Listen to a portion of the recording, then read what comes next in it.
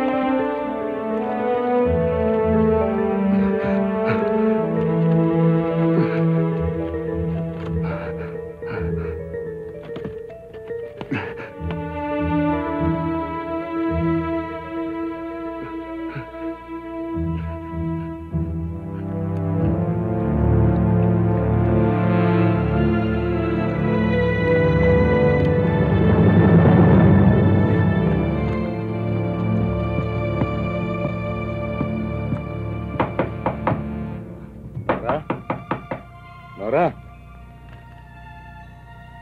Nora? Nora?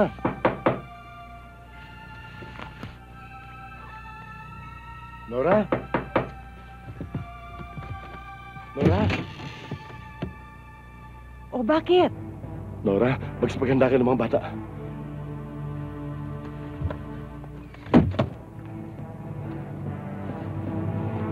Ano ba nangyayari?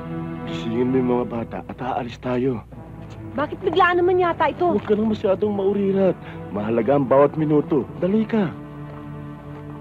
Ito magiging katuparan ng pangako ko sa inyo magbabagong buhay tayo. Dali ka, gisingin mo yung mga bata at lalayo tayo sa lugar na ito. Hoy, Robert! Dodong! Ruben! Gising kayo, gising!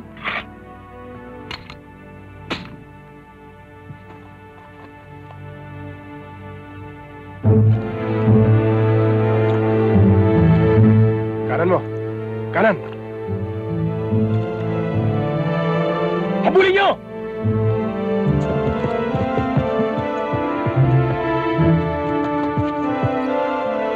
Dali! Dali niyo!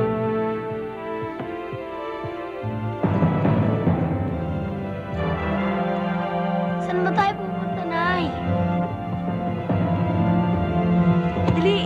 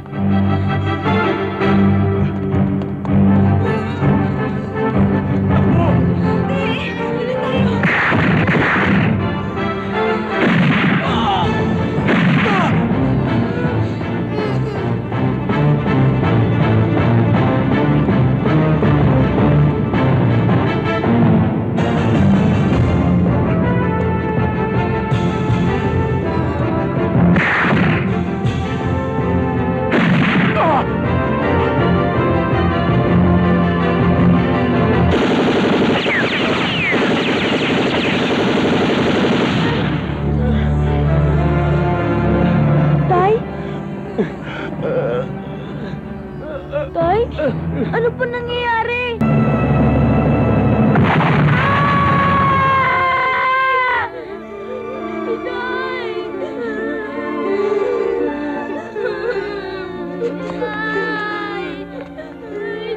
Tama na yan. Sige na. Alam na ba kung sino sa tatlong magkakapatid ang Bobby! naghagis ng Aba! granada? Tila hindi pa. Hanggang ngayon, iniimbestigahan pa rin ng mga pulis eh. Ang tagal naman mapuno ng timba mo, Dodong. Nainit na ako eh. Ika, Dodong, tatadyahan ko yung timba mo eh. Ano ba? Tagal-tagal na yan ah. Saka na kaya natin to, nakakainis na eh. Oo nga, nangangati na kama ako eh. Ano ba magagawa ko eh? Ang hina ng tulo ng tubig. Ah! Oh, nagulat ka no? Ano ba? Wala naman kayong kainisin kundi ako ah. Bakit? Kakasa ka? Huwag mo naman ganyan si Dodong. Bakit? May gusto ko dito? May gusto ka kay Dodong? Ay, may gusto ka kay Dodong! Sagot kayo pagdating na kuya niyan.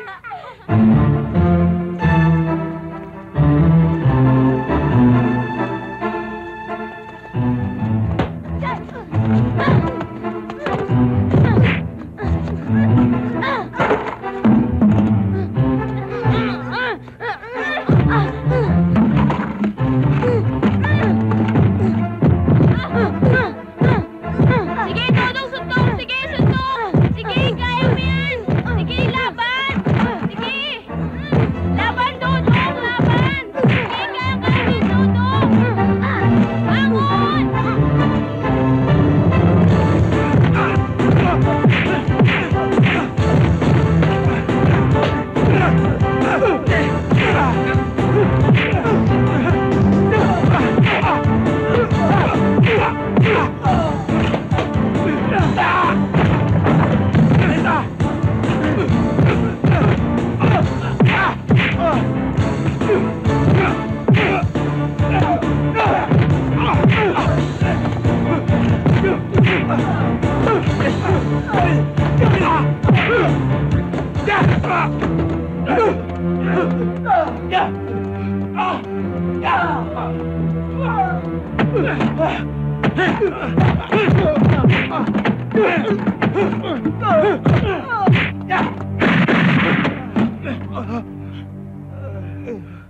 Sige, ituloy niyo ang pagtitigas-tigasan niyo nang matitigas kayong paglamayan.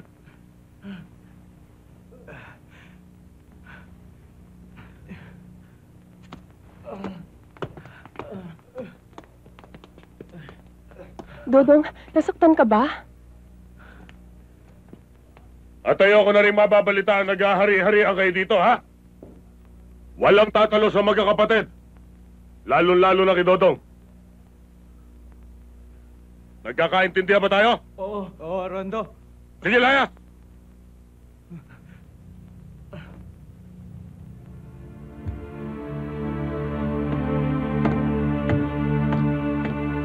Galit sinupakan ni Rondo. Tipong re-rest back. Pumasok ka na sa loob. Baka nagkakamali ka lang, Dodong. Patay na yung mga yun. Buhay pa pumatay kay Itay. Kitang-kita ko noon. Hindi siya napuruhan. Tsak na babalikan niya tayo. Hihintayin ko siya, kahit anong mangyari. Hihintayin natin. Ilang beses ko na sinabi sa inyo na umuwi na tayo ng probinsya at walang mangyayari sa atin dito. Pinaglalaroan lang nila tayo. Okay lang sana kung lagi nandiyan si Rondo eh. Paano kung wala na siya? Dodong, tama ang sinasabi ni Lupe. 12 taon na nakaraan. Kung babalik man siya, di sana noon pa. Kung gusto niyong umalis, bahala kayo.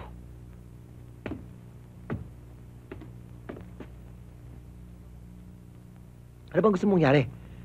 Ang mapatay ka lang? Hindi. Sila ang papatayin ko.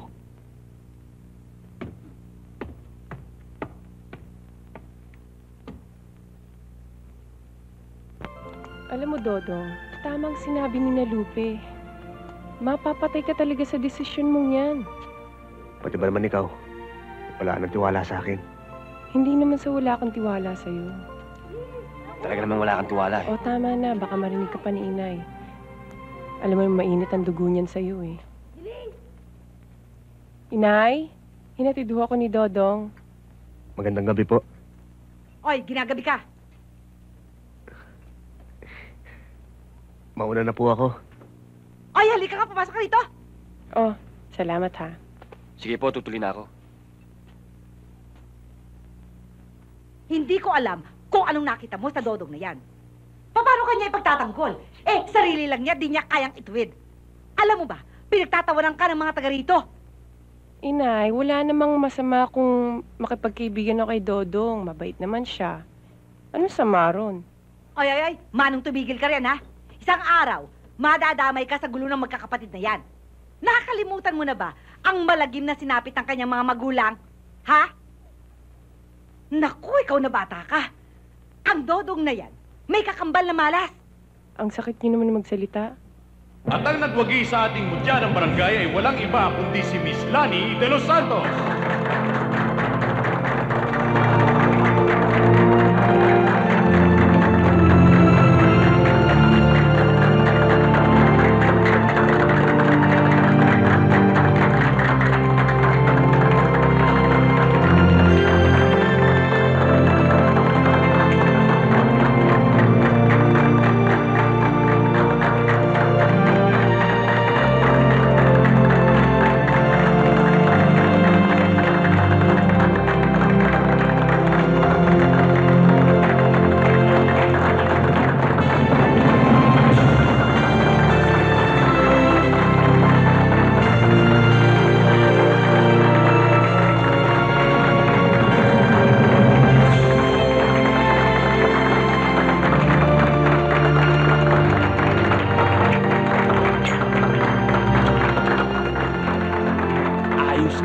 Ayos mo, tol.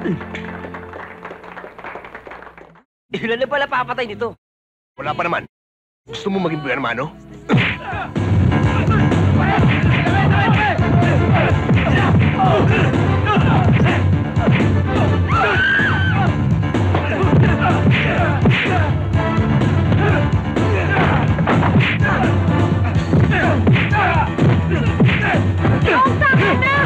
Huwag kayo mag-alala, kaya-kaya tutugin.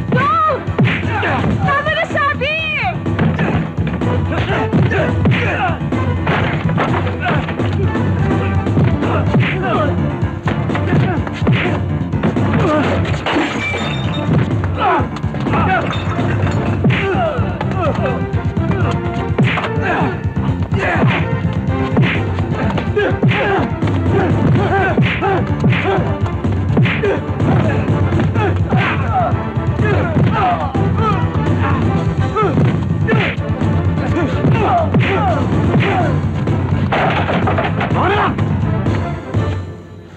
Titigil ka ba o gusto mong humiwalay ang lalamunan mo sa leeg? Ha? Titigil na. Layas! Tara! Dali!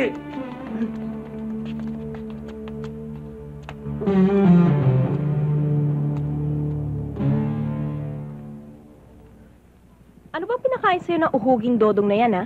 Palagi mo na lang tinataya ang buhay mo. Wala naman niyang kapatid na babae para palaparin mo ang papel mo. Nagdududa na ako sa'yo, ha? Ikaw talagang babae ka, napakakitid ng utak mo. Pinaghihinalaan mo pa akong bakla ngayon.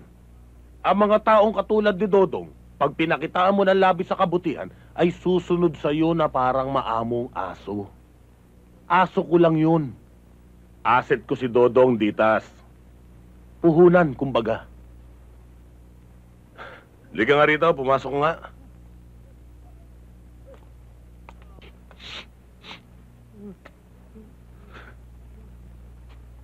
Ako, hindi nagpunta rito para pag-usapan si Dodong. Nandito ako para magpalipas ng init.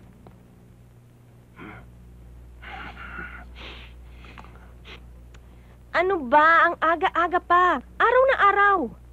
Bakit? May pinipili bang oras ang nag-iinit na katawan?